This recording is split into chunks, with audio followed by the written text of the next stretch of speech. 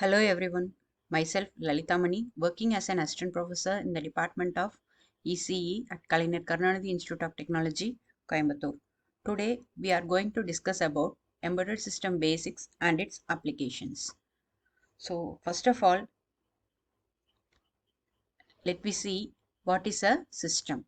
A system is a way of working, organizing or doing one or many tasks according to a fixed plan, program or set of rules. And a system is also an arrangement in which all its units assemble and work together according to their plan or program. So here are some examples. First one is a watch. So it is a time display system. It contains some parts such as hardware, needles, battery, dial chases and a strap. These all needles, there are some rules to follow, which are all needles move clockwise only. A thin needle rotates every second, and a long needle rotates every minute, and a short needle rotates every hour. All needles return to the original position after 12 hours. And the next example is a washing machine. So it is an automatic clothing washing machine. So it consists of various parts such as display panel, switches, motor, power supply, control unit, water level sensor and a solenoid valve. Some rules to follow while operating a washing machine are wash by spinning, rinse, drying, washing over by blinking, and each step display the process stage. In case interruption, executes only the remaining. Next, we are going to see about what is embedded system. An embedded system is one that has computer hardware with software embedded in it as one of its important component. That is the hardware which is combined with software to create an application for a specific task is called an embedded system. It's software embedded in ROM, that is read-only memory. It does not need secondary memories as in a computer. So first we will create a program in software, and we are going to dump that software program into a hardware. So the hardware components such as RAM, processor, keyboard, mouse, monitor, Ethernet card, scanner, modem, and a printers. So a computer hardware consists of a microprocessor, a large memory, the memory which may be either RAM memory, ROM memory, and caches, input units such as keyboard, mouse, scanner, etc., and output units such as monitor, printer, etc., and a networking unit such as Ethernet card, drivers, etc., and the input output units such as modem, fax, modem, etc. Next is the components of embedded systems. So it has a hardware, it has a main application software, and it also has a real-time operating system. So the hardware consists of processor, timers, interrupt controller, input output devices, memory ports, etc. And the main application software which may perform concurrently the series of tasks or multiple tasks. And next one is a real-time operating system. It defines the way the system works, which supervise the application software. It sets the rules during the execution of the application program. A small-scale embedded system may not need an real-time operating system.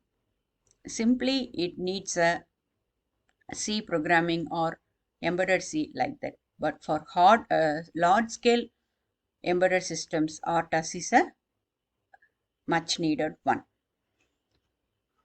And this is the hardware of an embedded system, which as we already discussed, which consists of input output devices, processor, timers, interrupt controller, power supply, circuit, and program memory and data memory, communication ports such as serial communication and parallel communication, and the system application specific circuit.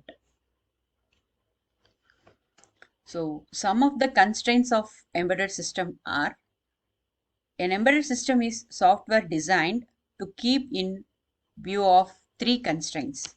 First one is available system memory. Second one is processor speed. The third one is the need to limit the power dissipation. So the main part is these three constraints only. While running the system continuously in cycles of wait for events, run, stop, and wake up.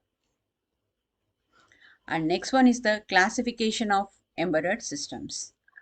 So there are three main classifications. First one is small scale embedded system. Second one is medium scale embedded system. And the last one is sophisticated embedded systems. A small scale embedded system is a 8-bit or 16-bit microcontroller which has a little hardware and software complexity.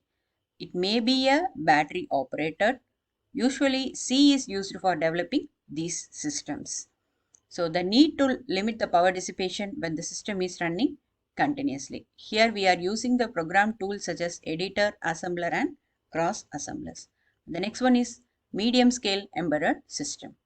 So medium scale embedded system is a 16 or 32-bit microcontroller or digital signal processors or RISC processors. Both the hardware and software design is very complex. Here we are using the program tools such as real-time operating system, source code engineering tool, simulator, debugger, and an integrated development environment. And the next one is sophisticated embedded systems. So sophisticated embedded system needs a high range of hardware and software. So which is an enormous hardware and software complexity, which may need scalable processor or configurable processor and programmable logic arrays. So it is constrained by the processing speed in their hardware units. So in sophisticated embedded system, the programming tools used are: these systems may not be readily available at a reasonable cost or may not be available at all. A compiler or retargetable compiler might have to be developed for this. So for a particular specific application, we have to design this sophisticated embedded system. But when compared to small scale and medium scale, sophisticated is not much easy to design. And next one is a processor. What is meant by processor? A processor is a heart of the embedded systems. For an embedded system designer, the knowledge of microprocessor and microcontroller is a must. Main units of processors are control unit and execution unit, and the main operations are fetch and execute. So various processors, we are going to study about various processors. First one is a general purpose processor. It will be used for any type of application in the real-time process. Next one is a application specific system processor. So this processor is used for a only specific type of applications. And multiprocessor system using general purpose processors. So single processor is used for multiprocessing. So general purpose processor consists of a microprocessor, a microcontroller, an embedded processor, and a digital signal processor. Let us see one by one. First one is a microprocessor. Microprocessor is a single chip semiconductor device, also which is a computer on chip but not a complete computer. Its CPU contains an ALU, program counter, stack pointer, working register, clock timing circuit, and interrupt circuit on a single chip. To make a complete microcomputer, one must add memory, usually RAM or ROM, and memory decoder and oscillator and a number of serial, parallel and ports. Next is a microcontroller. And here are some various microprocessors. First one is Intel 4004, 4040, 8080, 8085, 8086, 8088, 80186, like that. And next one is the company called Motorola developed some series of processors, and Zilog and others have developed some series of microprocessors. Next is a microcontroller. It is a functional system on a chip. It contains a processor, a memory, and a programmable input-output peripherals. A microcontrollers include an integrated CPU, a memory, and peripherals which is capable of input and output.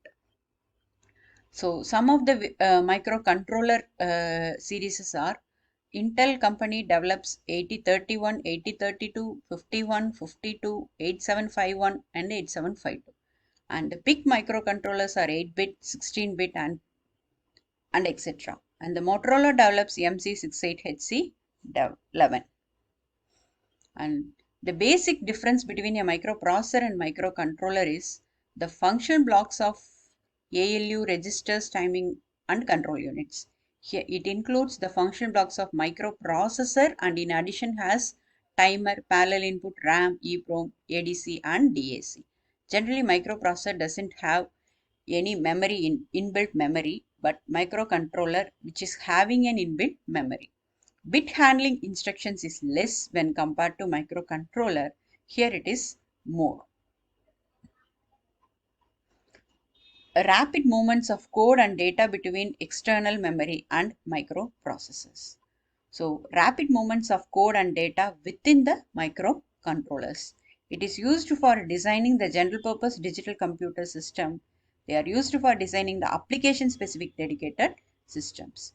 So by using a microprocessor, we can connect externally more number of input output devices, but microcontroller can used only for a specific application. Next is an embedded processor.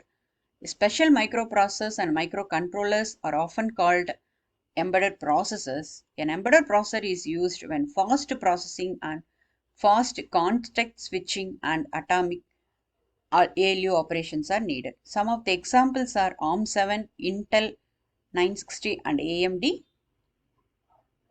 29050. Next is a digital signal processor. It is a general purpose processor which is a single chip VLSI unit. It includes the computational capabilities of microprocessor and MAC unit. DSP has large number of applications as image processing, audio, video, and telecommunication processing systems. It is used when signal processing functions are to be processed fast. Some of the examples are TMS 320C and SHARC, Motorola 5600, etc.